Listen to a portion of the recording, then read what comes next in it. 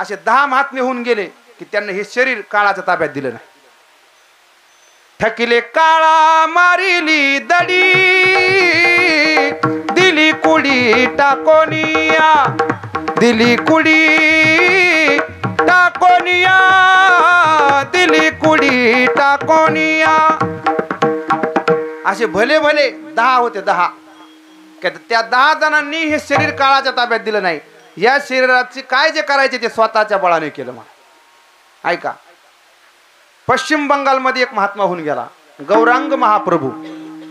जे इस्कॉन आहेत ना, इस्कॉन जी स्थापना, हरे रामा हरे रामा रामा रामा हरे हरे, हरे कृष्णा कृष्णा कृष्णा हरे हरे, हरे रामा रामा रामा हरे हरे, हरे हरे.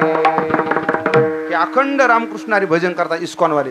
त्यांचे आद्य प्रवर्तक, त्या भजनाचे जनक, त्यांच्या ह्याच्यामध्ये इस्कॉनचे गौरांग महाप्रभू. त्यांना महाराज त्यांचं शरीर भगवंताचं नामस्मरण करत करत पाण्यामध्ये विलीन केलं. महाराज काळाच्या तडाख्यात दिलं पश्चिम बंगालमध्ये. त्याच्यानंतर उत्तर प्रदेशामध्ये 2 महात्मे होऊन गेले. एक सूरदास प्रभू, त्यांना सुद्धा महाराज एवढं भजन केलं, भजन करीत करीत शरीराचं पाणी केलं, पण काळाच्या ताब्यात दिलं.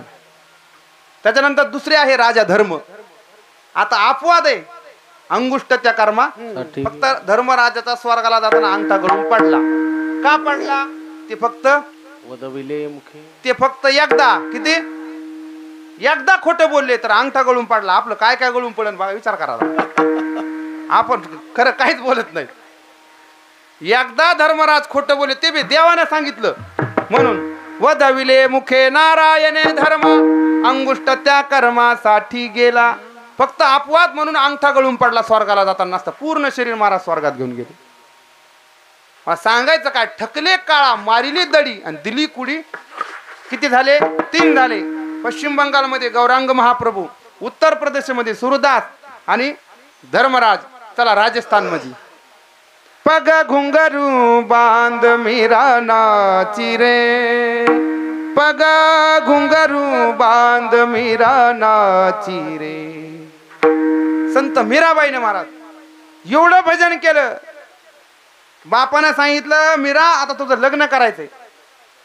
मीराबाईने सांगितलं, बाबा आता लग्न नाही, माझं लग्न झालं. वरिले सावळे परब्रह्म, हाची नेम आता न फिरे माघारी, बैसले शेजारी गोविंदाचे घररी की झाले पट्टरानी बाळे. वरिले सावळे परब्रह्म, वरिले सावळे. वडिलांना सांगितलं, बाबा मला आता लग्न करायचंच नाही, माझं लग्न लागलंय भगवान परमात्म्याशी. वरिले सावळे परब्रह्म. भजन करीत करीत महाराज देहा सगट विण्याच्या चिपळ्याचा पाणी केलं महाराज, आणि शरीराचंही पाणी केलं. तुम्हाला सांगायचं काय, शरीर काळाच्या ताब्यात दिलं नाही. याला म्हणतात शेवट तो भला. जसं तुकोबराने शरीर काळाच्या ताब्यात दिलं नाही, सदैव वैकुंठ गमन, तसं मीराबाईनं गौरांग महाप्रभू, सूरदास प्रभू आणि राजा धर्म, हे किती झाले? 4. हे झाले बाहेरचे. आता आपल्या महाराष्ट्रामध्ये, एकट्या महाराष्ट्रामध्ये 6 आहेत. या 6 महात्म्यांनी शरीर काळाच्या ताब्यात दिलं नाही. चला आता 15 दिवसापूर्वी 8 दिवसापूर्वी ज्यांचा समाधी सोहळा झाला, ज्ञानोबरायचं जीवन बघा. ज्ञानोबरायने सुद्धा शरीर काळाच्या ताब्यात दिलं नाही महाराज.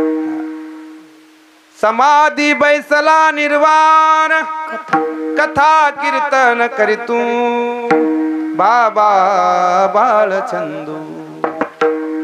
ज्ञानदेव घेतले ध्यान, कथा कीर्तन समाधी बैसला निर्वाण, कथा कीर्तन करीतू. ज्ञानोबराने सुद्धा काळाच्या ताब्यात शरीर दिलं नाही. एक ज्ञानोबरा, किती झाले? 5. दुसरे श्री संत निवृत्ती दादा, त्यांची समाधी आहे. सोपान काका यांनाही शरीर काळाच्या ताब्यात दिलं नाही आणि मुक्ताबाईने सुद्धा शरीर काळाच्या ताब्यात दिलं. किती झाले आता? 8 झाले. आता राहिले किती? 2. आपण ते 2 कोण आहेत ते विठोबा रुक्माई नंतर बघू. विठोबा राहिले किती? 2. पहिले गौरांग महाप्रभू, दुसरे सुरदास प्रभू, तिसरे राजा धर्म आणि चौथे राजस्थानच्या मीराबाई. आणि अख्ख्या आपल्या महाराष्ट्रामध्ये म्हणूनच याला काय नुसतं राष्ट्र नाही म्हटलं, काय म्हटलंय? महाराष्ट्र. कारण महान संत या भूमीमध्ये जन्माला आले म्हणून याला महाराष्ट्र म्हटले. त्या महाराष्ट्राच्या वाट्याला 6 जण आले, त्याच्यातले 4 जणांचं चरित्र आपण पाहिलं. आता राहिले 2. त्या 2 मधले त्याला पैठणचे नाथ महाराज. त्यांचं जीवन बघा महाराज. अहो, नाथ महाराजांनी देह ठेवला. नाथ महाराजांनी देह ठेवला आणि 4 जण खांदेकरी घेऊन चालले. पुढं गाडग्यावाला होता. नाथ महाराजांची प्रेत यात्रा निघाली. पण त्या पैठण मधील एका माय माऊलीची मुलगी नवीनच नांदायला निघाली आणि तिला ती प्रेत यात्रा आडवी गेली. पण ती एवढंच म्हणली, काय या नाथ महाराजाला आजच मारायला टाइम होता काय? एवढंच नाथ महाराजांनी वर झोपल्या ऐकलं. नाथ महाराज उठून बसले, म्हणले, बाई त्या लेखीला जाऊ दे, मी उद्या जाईन. काय नाही असं जर एखादा कोणी 4 चौघ घेऊन चालले आणि एखादा उठून बसला तर लोक थांबतील का तिथं? ते जर म्हणला, रामभाऊ ठेवा, मी उद्या जातो, आता बघू उद्या. हे नाथ महाराजच करू शकतात महाराज. एकदा झाले का परत दुसऱ्या वेळेस नाथ महाराजांनी देह ठेवला. त्यावेळेस बी भाऊकीने उचललं, खांदेकरी झाले. त्यावेळेस भाऊकीला अभिमान झाला. भाऊकी म्हणली, काय म्हणले, आयुष्यभर पारमार्थ केला, कोणाला बोलला नाही, काय नाही, पण शेवटी आपल्याच खांद्यावर चाललाय. नाथ महाराज म्हणले, असं आहे का? ठेवा म्हणले खाली, मी जातो उद्या. चार माझं. पुन्हा 3ऱ्या वेळेस नाथ महाराजांनी देह ठेवला. देह ठेवलाच नाही, कोणाचं ऐकलं नाही, कोणाला म्हणले नाही. महाराज नाथ महाराजांनी विना घेतला, हातात चिपळ्या घेतला आणि गोदावरीमध्ये गेले आणि जलमय समाधी घेतली महाराज. म्हणून आज जलसमाधी सोहळा नाथ महाराजांचा आहे. किती झाले आता? 9 झाले. 9 मामा सुटायची वेळ झाल्यावर तसं व्हायला काय? 9 झाले. आता शेवटचे कोण होते? ज्यांचा अभंग घातलाय शेवटसाठी ते तुकोबराय. तुकोबराने सुद्धा महाराज आपला देह काळाच्या ताब्यात दिला नाही. प्रयाण काळी देवे विमान पाठविले, कलीच्या काळा माझी अद्भुत वर्तविले. मानव देह घेऊनी निज धाम गेले, निळा मने सकळ संता दोषाविले. जय जयाजी सद्गुरु स्वामी तुका या दातारा, जय जय तू सका